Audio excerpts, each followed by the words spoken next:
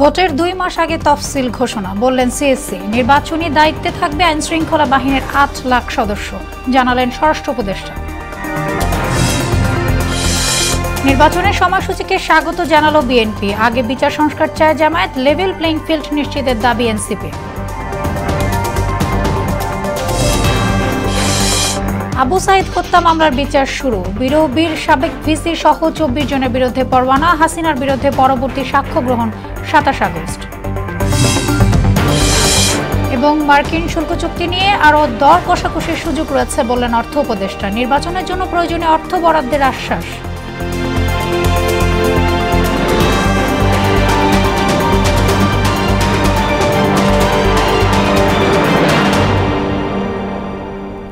আসসালামু আলাইকুম, সবাইকে মোহনা সংবাদে স্বাগত। শুনছিলেন শিরোনাম, আর পুরোটা সংবাদ জুড়ে আছে আমি সোনিয়া ইসলাম। আগামী ফেব্রুয়ারিতে জাতীয় নির্বাচন আয়োজনের প্রস্তুতি শুরু করেছে কমিশন। দুপুরে নির্বাচন ভবনে ব্রিফিংয়ে সিএসি এএমএম নাসির উদ্দিন বলেন, ভোটের 2 মাস আগে তফসিল ঘোষণা করা হবে। চ্যালেঞ্জ থাকলেও একটি স্বচ্ছ নির্বাচন করার কথা বলেন সিএসি। সুরাই মুনির রিপোর্ট। নির্বাচন যেন আনন্দ উৎসবের দিক থেকে। মঙ্গলবার জাতির উদ্দেশ্যে দেয়া ভাষণে আগামী ফেব্রুয়ারিতে নির্বাচন দেওয়ার কথা বলেন প্রধান উপদেষ্টা প্রফেসর মোহাম্মদ ইউনূস। ইসিকে শিগগিরই চিঠি দেওয়ার কথাও উল্লেখ করেন তিনি। নির্বাচন কমিশন আগামী রমজানের আগে 2026 সালের ফেব্রুয়ারি মাসে জাতীয় নির্বাচন অনুষ্ঠানের আয়োজন করেন। ঘোষণার পরদিন নির্বাচন ভবনে সাংবাদিকদের সঙ্গে মতবিনিময়ে সিইসি এএমএম নাসির উদ্দিন বলেন, বেশ কিছু চ্যালেঞ্জ থাকলেও সরকার ঘোষিত সময়ে ভোট আয়োজনের প্রস্তুত কমিশন। ভোটাররা নির্বাচন কমিশনের উপর আস্থা হারিয়েছে, নির্বাচন ব্যবস্থার উপর আস্থা হারিয়েছে। তারা কথায় বলে যে ডিসিএসপি তো আগের আমলে ছিল, এদেরকে দিয়ে কিভাবে নির্বাচন হবে। আমার জন্য এখন বড় দুশ্চিন্তা হয়ে গেছে যে AI, miss use of AI, abuse of AI, এই যে রং ইনফরমেশন গুলো দিচ্ছে। তো মানুষকে আস্থার জায়গায় দিতে হবে যে আপনারা এবার বিশ্বাস রাখুন যে সুন্দর। মাননীয় প্রধান উপদেষ্টা বলেছেন যে উৎসবমুখ পরিবেশে ঈদের দিনের মতো উনি একটা ইলেকশন দেখতে চান। আমরা সেইটা সামনে রেখেই আমরা কাজ করছি। তিনি বলেন, নির্বাচনের 2 মাস আগে তফসিল ঘোষণা করা হবে। অংশীজনদের সঙ্গে আলোচনার জন্য 1 মাসের পরিকল্পনা নেওয়া হয়েছে। একটি স্বচ্ছ নির্বাচন আয়োজনে প্রয়োজনীয় পদক্ষেপ নেওয়ার কথাও বলেন সিইসি। চিঠিটা পাইয়া লই, তারপর আমরা আলোচনা করে একটা যেদিন আমরা চিন্তা করবো যে অমুক দিন ভোট হবে, তার থেকে মাস 2 আগে আমরা শিডিউলটা ঘোষণা করবো। ট্রাই টু ওয়ার্ক প্রফেশনালি, একদম নিউট্রালি। কোন দলের পক্ষে কারো চেহারা দেখে আপনারা দয়া করে কাজ করবেন। এদিকে নির্বাচনের সংবাদ সংগ্রহে গণমাধ্যমের জন্য প্রণীত নীতিমালা সংশোধনে সিইসি বরাবর একটি স্মারকলিপি দিয়েছে নির্বাচন কমিশন বিটে কর্মরত সাংবাদিকদের সংগঠন আরএফইডি। সুরাইয়া মুন্নি, মোহনা সংবাদ, ঢাকা। নির্বাচনের সময় লটারির মাধ্যমে এসপি ও ওসিদের পদায়ন করা হবে বলে জানিয়েছেন স্বরাষ্ট্র উপদেষ্টা জাহাঙ্গীর আলম চৌধুরী। বলেন, নির্বাচনী পক্ষগুলোর সন্দেহ এড়াতেই এই প্রক্রিয়া অনুসরণ করা হবে। রদবদল হবে শিডিউল ঘোষণার কিছুদিন আগে। বিকেলে সচিবালয়ে এক সভা শেষে সাংবাদিকদের সঙ্গে আলাপে এসব কথা বলেন উপদেষ্টা। নির্বাচনে আইনশৃঙ্খলা বাহিনীর 8 লাখ সদস্য নিয়োজিত থাকবে বলেও জানান তিনি। ডিসি, এসপি, ইউএনও এবং ওসি এরা কিন্তু ইলেকশনে একটা ভাইটাল রোল প্লে করে। একটা ডিসিশন নিয়েছি, এটা স্যারের ইনস্ট্রাকশনের থেকে। এই ডিসিশনটা হলো এসপি এবং ওসিদের, তাদের সামনে আমরা লটারির মাধ্যমে তাদের এই যে পোস্টিংটা আমরা করে দিই। জুলাই সনদ ও নির্বাচনের ঘোষণাকে স্বাগত জানিয়েছেন বিএনপি ভারপ্রাপ্ত চেয়ারম্যান তারেক রহমান। বলেন, জাতীয় স্বার্থে সব ফ্যাসিবাদ বিরোধী শক্তিকে ঐক্যবদ্ধ থাকতে হবে। বিকেলে পল্টনে বিএনপির বিজয় র্যালিতে এসব কথা বলেন তারেক রহমান। বিজয় র্যালিটি পল্টন, শাহবাগ সহ বিভিন্ন সড়ক প্রদক্ষিণ করে। দর্শক, এই বিষয়ে আরো জানাতে পল্টন থেকে যুক্ত হচ্ছেন সহকর্মী তানজিদ ভুইয়া। তানজিদ, আজ তো বিএনপির বিজয় র্যালি হচ্ছে, র্যালি আসলে কোন কোন সড়ক প্রদক্ষিণ করছে জানাবেন?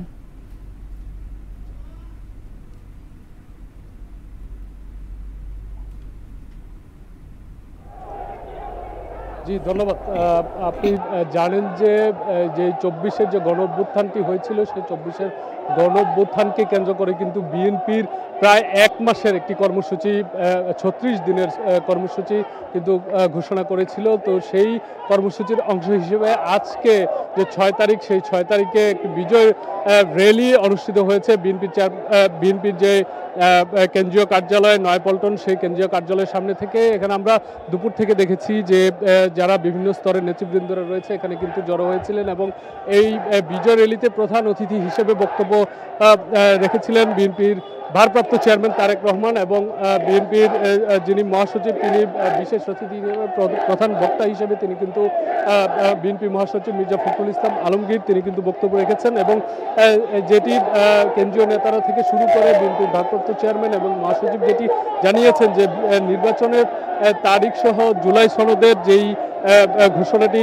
দেওয়া হয়েছে অন্তর্বর্তী সরকারের পক্ষ থেকে তাকে কিন্তু স্বাগত জানিয়েছে এবং বিএনপির ভারপ্রাপ্ত চেয়ারম্যান তারেক রহমান কিন্তু এই দীর্ঘ 1.5 দশকের যেই লড়াই সংগ্রাম এবং অপেক্ষা সেই সংগ্রামে দলের যে নেতাকর্মী তাদেরকে কিন্তু স্বাগত জানিয়েছে এবং এই পথটি যে সুগম, এই পথটি যে খুব কঠিন ছিল, সুগম ছিল না, সেই পথটি যে চড়াই উতরাই অতিক্রম করে আজকের এই বিজয় র্যালিটি কিন্তু অনুষ্ঠিত হয়েছে। আমরা আছি বিএনপির যে কেন্দ্রীয় কার্যালয় নয়াপল্টন, সেই কেন্দ্রীয় কার্যালয়ের সামনে এবং এই সামনে যে নির্বাচন অনুষ্ঠিত হবে সেই নির্বাচনে যেন দেশের জনগণের কাঙ্ক্ষিত লক্ষ্য অর্জন হয় সেই জন্য কিন্তু যেই দেশের জনগণ সহ সবাইকে তিনি সজাগ থাকতে বলেছেন। এবং আরেকটি বিষয় জানিয়ে রাখি যে ফেসিবাদের যেন আর উত্থান না ঘটে এই দেশে, সেই জন্য কিন্তু তারেক রহমান বিএনপির ভারপ্রাপ্ত চেয়ারম্যান তিনি কিন্তু সবাইকে সজাগ থাকার আহ্বান জানিয়েছেন এবং দেশের গণতন্ত্র এবং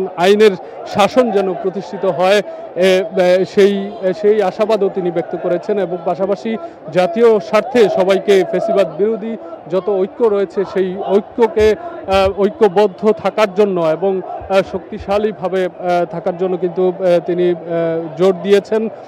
এবং আরেকটি বিষয় জানিয়ে রাখি যে এই আজকের যেই বিজয় র্যালিটি অনুষ্ঠিত হচ্ছে বিএনপির নয়াপল্টনের যেই কেন্দ্রীয় কার্যালয়, সেই কেন্দ্রীয় কার্যালয় থেকে আমরা জানিয়ে রাখি যে এখানে কিন্তু ঢাকা সহ ঢাকার আশপাশের বিভিন্ন জেলা থেকে কিন্তু এই বিজয় র্যালিতে অংশগ্রহণ করার জন্য দলের বিভিন্ন স্তরের নেতাকর্মীরা কিন্তু এখানে দুপুর থেকে জড়ো হয়েছিলেন। এবং আমরা আরেকটি বিষয় দেখাতে চাই যে এখানে একটি মঞ্চ করা হয়েছিল, এখানে কিন্তু বিএনপির ভারপ্রাপ্ত চেয়ারম্যান যিনি তারেক রহমান তিনি কিন্তু যুক্তরাজ্য থেকে ভার্চুয়ালি যুক্ত হয়ে সেই কথাটি বারবার বলেছেন যে এই দেশে যেন আর ফেসিবাদের উত্থান না ঘটে, গণতন্ত্রের স্বার্থে এবং দেশের জনগণের স্বার্থে সবাইকে ঐক্যবদ্ধ থাকার জন্য তিনি কিন্তু আহ্বান জানিয়েছেন এবং বিএনপি মহাসচিবও কিন্তু সেই আশাবাদী ব্যক্ত করেছেন এবং 31 দফার যেই বাস্তবায়ন এবং আগামীতে যে নির্বাচন অনুষ্ঠিত হবে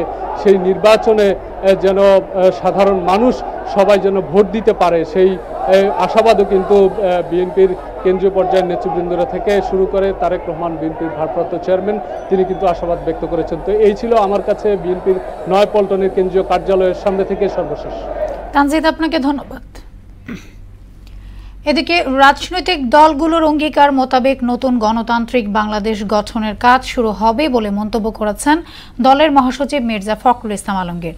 বুধবার রাজধানীর গুলশানে দলটির চেয়ারপারসনের দলীয় কার্যালয়ে আয়োজিত সংবাদ সম্মেলনে এসব কথা জানান তিনি। এ সময় আগামী ফেব্রুয়ারিতে নির্বাচনের তারিখের ঘোষণাও স্বাগত জানান এই বিএনপি নেতা। বলেন, এই ঐতিহাসিক ঘোষণা বাংলাদেশের রাজনৈতিক অচলাবস্থা কাটিয়ে উঠে গণতন্ত্র উত্তরণের পথকে সুগম করবে। সুষ্ঠু নির্বাচনের জন্য পিআর ব্যবস্থার বিকল্প নেই বলে মনে করেন জামায়াতে ইসলামের নায়েবে আমির আব্দুল্লাহ মোহাম্মদ তাহের। দুপুরে মগবাজারে এক সংবাদ সম্মেলনে তিনি বলেন, দাবি না মেনে নির্বাচন দিলে আন্দোলনে নামতে বাধ্য হবে জামায়াত। এছাড়া জুলাই ঘোষণাপত্রকে অসম্পূর্ণ বলে উল্লেখ করেন আব্দুল্লাহ মোহাম্মদ তাহের। আরও জানাচ্ছেন ওবায়দুল হক মারুফ। জুলাই ঘোষণাপত্র ও জাতির উদ্দেশ্যে দেয়া প্রধান উপদেষ্টার ভাষণ নিয়ে প্রতিক্রিয়া জানাতে সংবাদ সম্মেলন ডাকে বাংলাদেশ জামায়াতে ইসলামী। মাননীয় প্রধান উপদেষ্টার এই ঘোষণাপত্র ছিল একটি অপূর্ণাঙ্গ বিবৃতির মতো। জ্যেষ্ঠ নেতাদের উপস্থিতিতে দলের নায়েবে আমির আব্দুল্লাহ মোহাম্মদ তাহের বলেন, জুলাই ঘোষণাপত্রে জনগণের প্রত্যাশা পূরণ হয়নি, দেশের ভবিষ্যৎ নিয়ে উদ্বেগ থেকেই যাচ্ছে। ঘোষণা কখন কিভাবে কার্যকর হবে তা উল্লেখ না করে ঘোষণাকে কিছুটা হলেও গুরুত্বহীন করে ফেলা হয়েছে। পরবর্তী সরকার হাতে বাস্তবায়নের দায়িত্ব দেওয়ায় হাজার হাজার মানুষের আত্মত্যাগ, রক্তের বিনিময়ে অর্জিত জুলাই চেতনা ও আশাকাঙ্ক্ষা ভুলুণ্ঠিত হয়েছে। জামায়াতে ইসলামী একটি নির্বাচনমুখী দল এমন মন্তব্য করে আব্দুল্লাহ মোহাম্মদ তাহের বলেন, ভোটের উপযুক্ত পরিবেশ এখনও নিশ্চিত করতে পারেনি সরকার। পিআর পদ্ধতিতে নির্বাচনের জোর দাবি জানান তিনি। রাজনৈতিক দলগুলোর জন্য লেভেল প্লেইং ফিল্ড তৈরি করতে হবে। এর সাথে সংশ্লিষ্ট সকল বাহিনী ও সংস্থাকে কার্যকর ভূমিকা নিশ্চিত করতে হবে। সরকার ও প্রশাসনের মধ্যে স্বৈরাচারের দোষদের মুক্ত করতে হবে। নির্বাচন কমিশন সহ প্রশাসনের সকল স্তরে নিরপেক্ষতা নিশ্চিত করতে হবে। ট্র্যাডিশনাল পদ্ধতির নির্বাচন বাংলাদেশের জন্য উপযোগী নয়। 54 বছরের রিগিং, রাতে দখল, দিনে দখল, কেন্দ্র দখল, রেজাল্ট মাঠে একরকম, ঢাকায় এসে আর একরকম হয়, সব কিছু দুইটা করে। সেই জন্য আমরা মনে করছি PR may be the best alternative for experiments. July ঘোষণাপত্র ও সনদের সাংবিধানিক স্বীকৃতির দাবিও তোলেন তিনি। আমাদের আকাঙ্ক্ষা আসন্ন জাতীয় নির্বাচনের তফসিল ঘোষণার পূর্বেই জুলাই জাতীয় সনদ প্রণয়ন দ্রুত সম্পন্ন করে অধ্যাদেশ, এলএফও, লিগ্যাল ফ্রেমওয়ার্ক অথবা গণভোটের মাধ্যমে আইনি ভিত্তি প্রদান করে অন্তর্বর্তী সরকারের সংস্কার কার্যক্রম পূর্ণতা পাবে, এবং এটা যদি না হয় তাহলে অন্তর্বর্তী সরকারের কার্যক্রম বিফলে যাবে। ওবায়দুল হক মারুফ, মোহনা সংবাদ, ঢাকা। জুলাই ঘোষণাপত্রকে অসম্পূর্ণ উল্লেখ করে এতে অনেক গুরুত্বপূর্ণ বিষয় নেই বলে জানালেন এনসিপির সদস্য সচিব আখতার হোসেন। রাজধানীর রূপায়ণ টাওয়ারে সংগঠনের কার্যালয়ে এক সংবাদ সম্মেলনে তিনি কথা বলেন। নির্বাচনের আগে সংস্কার ও ফ্যাসিস্টের বিচার, প্রশাসনের নিরপেক্ষতা ও লেভেল প্লেইং ফিল্ড নিশ্চিতের দাবিও জানান আখতার হোসেন। উষা ফেরদৌসের প্রতিবেদন। জুলাই ঘোষণাপত্র ও প্রধান উপদেষ্টার ভাষণের আনুষ্ঠানিক প্রতিক্রিয়া জানাতে বাংলা মোটরে দলের অস্থায়ী কার্যালয়ে সংবাদ সম্মেলন করে জাতীয় নাগরিক পার্টি এনসিপি। আমরা সরকারের এই উদ্যোগকে সাধুবাদ জানাই। দলের সদস্য সচিব আখতার হোসেন বলেন, জুলাই ঘোষণাপত্র পরিপূর্ণ হয়নি এবং সরকার এখন পর্যন্ত জুলাই শহীদদের প্রকৃত সংখ্যা নির্ণয় করতে ব্যর্থ। সার্বভৌম রাষ্ট্র পাওয়ার পেছনে 47, 71 এবং আমাদের 24-এর যে আন্দোলন, তার সকল কিছুর একটি সম্মিলন এই ঘোষণাপত্রকে আরো সমৃদ্ধ করতে পারত। এই ঘোষণাপত্রে শহীদের সংখ্যার ব্যাপারে প্রায় 1000 শব্দবন্ধ ব্যবহার করা হয়েছে, অথচ জাতিসংঘের রিপোর্টে 1400 জন মানুষ এই অভ্যুত্থানের সময়কালে শহীদ হয়েছেন। এই পরিসংখ্যান আমাদের সকলের জানা। জুলাই সনদ দ্রুত কার্যকর করে তার ভিত্তিতে আগামী জাতীয় নির্বাচন অনুষ্ঠানের দাবি জানান তিনি। নির্বাচনের পূর্বে বিচারকে দৃশ্যমান করা এবং সংস্কারকে বাস্তবায়ন করা এই সরকারের অবশ্য কর্তব্য। একই সাথে নির্বাচনের পূর্বে মাঠ প্রশাসনের নিরপেক্ষতা নিশ্চিত করা এবং লেভেল প্লেইং ফিল্ড নিশ্চিত করা অবশ্যই সরকারকে আমাদের কাছে প্রতিশ্রুতি ব্যক্ত করতে হবে। এদিকে দলের রাজনৈতিক পর্ষদকে না জানিয়ে কক্সবাজার ভ্রমণ করায় দলের শীর্ষ 5 নেতাকে কারণ দর্শানোর নোটিশ দিয়েছে এনসিপি। চিঠি পাওয়ার 24 ঘন্টার মধ্যে সশরীরে উপস্থিত হয়ে নোটিশের ব্যাখ্যা দিতে বলা হয়েছে। উষা ফেরদৌস, মোহনা সংবাদ, ঢাকা। রংপুরে শিক্ষার্থী আবু সাইদ হত্যা মামলার অভিযোগ গঠন করে বিচার শুরুর আদেশ দিয়েছে ট্রাইব্যুনাল 2। আসামিদের অব্যাহতির আবেদন খারিজ করে আগামী 27 ও 28 আগস্ট সূচনা বক্তব্য ও সাক্ষ্য গ্রহণের দিন নির্ধারণ করে বেগম রোকেয়া বিশ্ববিদ্যালয়ের সাবেক ভিসি সহ পলাতক 24 জনের বিরুদ্ধে গ্রেফতারি পরোয়ানা জারি করেছেন আদালত। এদিকে ট্রাইব্যুনাল 1 শেখ হাসিনা সহ 3 জনের বিরুদ্ধে পরবর্তী সাক্ষ্য গ্রহণ 17 আগস্ট। আরও জানাচ্ছেন কাজী পাপ্পু। গত বছরের 16 জুলাই রংপুরের পার্ক মোড়ে পুলিশের গুলিতে শহীদ হন বেগম রোকেয়া বিশ্ববিদ্যালয়ের শিক্ষার্থী আবু সাইদ। এ ঘটনায় সাইদের ভাই ট্রাইব্যুনালে মামলা করলে গত 30 জুন আনুষ্ঠানিক অভিযোগ দাখিল করে প্রসিকিউশন। ওই দিন 30 আসামির বিরুদ্ধে আনা অভিযোগ আমলে নেন ট্রাইব্যুনাল 2। এ নিয়ে গ্রেফতার 6 আসামির উপস্থিতিতে শুনানি শেষে বুধবার অভিযোগ গঠন করে বিচার শুরুর আদেশ দেন আদালত। ভাইস চ্যান্সেলর এবং পুলিশ কমিশনার সহ 30 জন আসামি সেই মামলায় চার্জ গঠন হয়েছে এবং আগামী 27 এবং 28 আগস্ট সাক্ষ্য গ্রহণ, ওপেনিং স্টেটমেন্ট এবং সাক্ষ্য গ্রহণের জন্য দিন ধার্য হয়েছে। আবু সাইদ হত্যা মামলায় আসামিদের অব্যাহতি চেয়ে স্টেট ডিফেন্স ও আইনজীবীদের আবেদন খারিজ করে দেন ট্রাইব্যুনাল। তাদের গুলিতে ডিসিস্ট আবু সাইদ মারা যাননি, বরং প্রসিকিউশন ম্যাটেরিয়ালসে প্রদত্ত যে সুরতাল রিপোর্টে উল্লেখ আছে যে হেড ইনজুরিতে মারা গিয়েছেন, এই বিষয়টি ট্রায়ালে প্রমাণিত হবে বলে বিশ্বাস করি। এদিকে শেখ হাসিনা, আসাদুজ্জামান খান কামাল ও চৌধুরী আব্দুল্লাহ আল মামুনের বিরুদ্ধে গত 10 জুলাই অভিযোগ গঠন করে বিচার শুরুর আদেশ দেন আন্তর্জাতিক অপরাধ ট্রাইব্যুনাল 1। মামলায় শেখ হাসিনা, বিশ্ববিদ্যালয় প্রশাসন ও আইন শৃঙ্খলা বাহিনীর কঠোর সাজা দাবি করেছেন চতুর্থ সাক্ষী রংপুরের রিনা মুর্মু। আবু সাইদকে হত্যা করা হয়েছে, পরবর্তীতে আরও হত্যাকাণ্ড ঘটেছে, নির্যাতন ঘটেছে। আবু সাইদের হত্যার আগের দিন সারা দেশে ছাত্র নির্যাতন হয়েছে। এর জন্য শেখ হাসিনা হচ্ছে দায়ী এবং যারা নির্যাতন করেছে তারাও। এদিন রাজধানীর রামপুরায় ভবনের কার্নিশে ঝুলে থাকা যুবককে গুলি করার মামলায় সাবেক ডিএমপি কমিশনার হাবিব সহ 5 জনের বিরুদ্ধে অভিযোগপত্র জমা দিয়েছে ট্রাইব্যুনালের তদন্ত সংস্থা। তদন্ত প্রতিবেদন প্রসিকিউশন আমাদের কাছে জমা দিয়েছে, আমরা দেখছি কবে দাখিল করা যায়। কাজী পাপ্পু, মোহনা সংবাদ, ঢাকা। মার্কিন শুল্ক আরোপ নিয়ে চুক্তির আগে আরও দর কষাকষির সুযোগ রয়েছে বলে জানিয়েছেন অর্থ উপদেষ্টা সালেউদ্দিন আহমেদ। দুপুরে সচিবালয়ে ক্রয় সংক্রান্ত উপদেষ্টা পরিষদের বৈঠক শেষে তিনি এসব কথা বলেন। অর্থ উপদেষ্টা বলেন, দেশের অর্থনীতি আগের চেয়ে একটি ভালো অবস্থানে এসেছে, তবে এখন পর্যন্ত চ্যালেঞ্জ রয়েছে অর্থনীতিতে। অর্থ উপদেষ্টা বলেন, নির্বাচনী বাজেট নিয়ে কোনো সমস্যা হবে না। বলেন, যে বাজেট প্রয়োজন তা দেয়া হবে। নির্বাচনের বাজেট তো নির্বাচনে যা অর্থ লাগে সেটা আমরা এটা দেবো, সেটা কোনো ব্যাপার। আর বাজেট নিয়ে আপনার ঘাটতি এই পর্যন্ত, বাজেট ঘাটতি এই পর্যন্ত, এটা তো আসলে সলিউশনের হিসাব। এখন তো আপনি জিডিপি একজন কোয়ার্টার জিডিপি, তো আমরা বাজেট ঘাটতি 3.6% মাত্র, যেটা আমরা পলিসি 4.5 বা এরকমই রাখবো।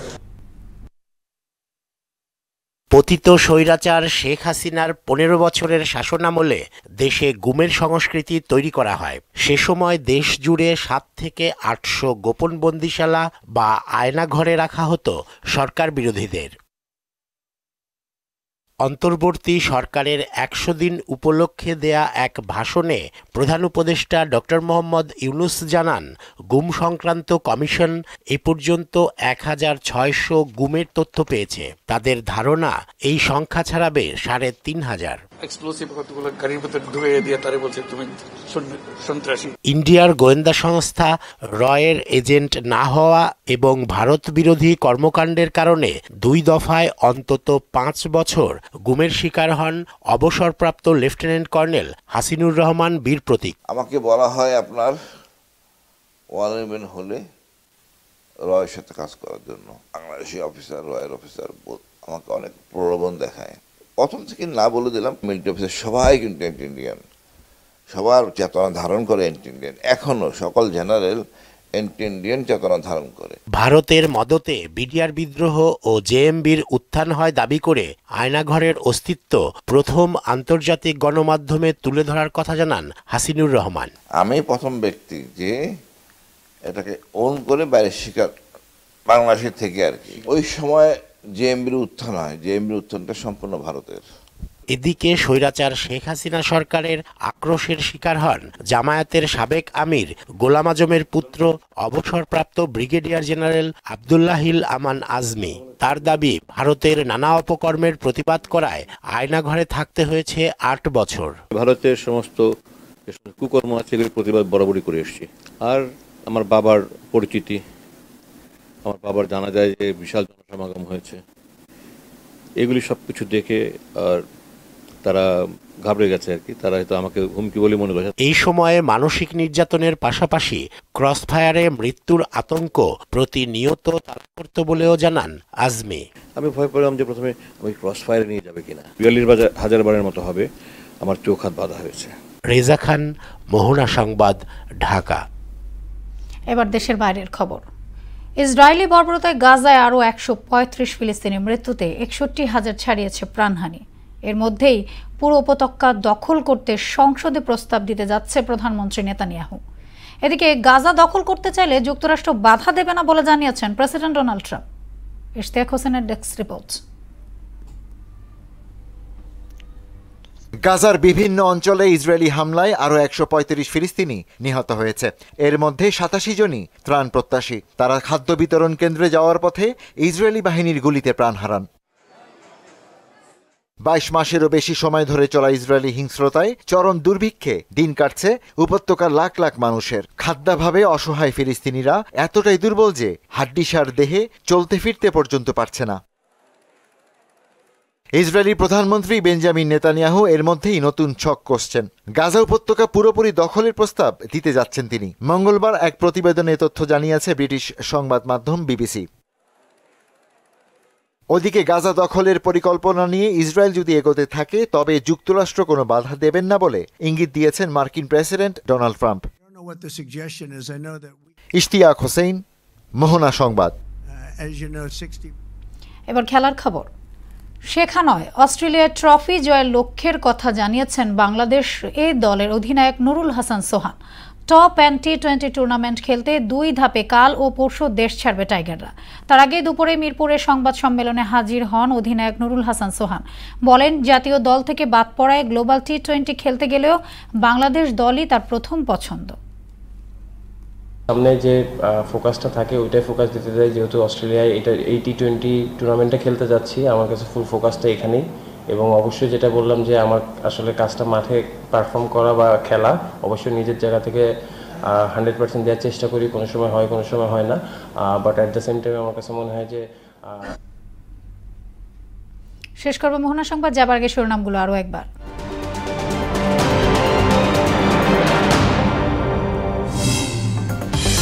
ভোটের 2 মাস আগে তফসিল ঘোষণা, বললেন সিএসসি। নির্বাচনী দায়িত্বে থাকবে আইন শৃঙ্খলা বাহিনীর 8 লাখ সদস্য, জানালেন স্বরাষ্ট্র উপদেষ্টা।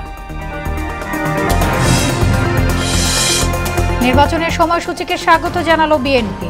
আগে বিচার সংস্কার চায় জামায়াত, লেভেল প্লেইং ফিল্ড নিশ্চিতের দাবি এনসিপি। আবু সাইদ হত্যা মামলার বিচার শুরু, বিরোবীর সাবেক ভিসি 24 জনের বিরুদ্ধে পরোয়ানা, হাসিনার বিরুদ্ধে পরবর্তী সাক্ষ্য গ্রহণ 27 আগস্ট। এবং মার্কিন শুল্ক চুক্তি নিয়ে আরও দর কষাকষির সুযোগ রয়েছে বললেন অর্থ উপদেষ্টা। নির্বাচনের জন্য প্রয়োজনীয় অর্থ বরাদ্দের আশ্বাস।